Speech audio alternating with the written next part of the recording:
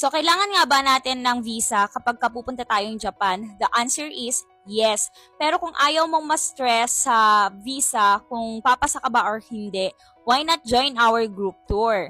So, dito sa group tour namin, guaranteed approval ang visa ninyo. So, dito sa Osaka tour package na meron kami, in-include na namin yung lahat. Wala na kayong iisipin pa. Meron na kayong airfare, hotel accommodation, 20 kilos luggage, transfer, yung day-to-day itinerary ninyo, may mga meals na rin na included. Tapos, meron din kayong English-speaking tour guide and a tour leader from our company. So, yung tour leader, iga-guide kayo niyan from Philippines pa lang until makapunta kayo ng Japan at hanggang makabalik kayo dito sa Pilipinas. So, ang rate namin is 59,998. So, at least dito, na-arrange na lahat ng mga basic na kailangan ninyo when you are in Japan.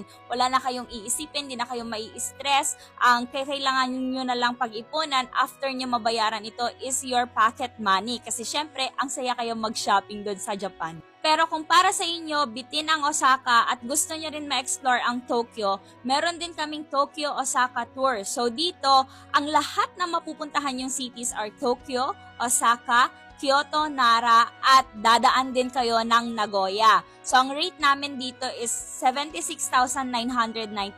Sulit na to kasi doon pa lang sa Osaka tour namin, nasa around 60,000 na. Konti na lang yung idadagdag ninyo guys para ma-explore nyo both Tokyo and Osaka. As of today's, both package are now available for booking from November ang travel date until April 2025. Dahil nga may security na makakakuha kayo ng visa pag nag-join kayo sa group tour namin, ang bilis lang maubos ng slots namin. Kaya make sure to reserve your slot now and message us at Wonder Trip Travel and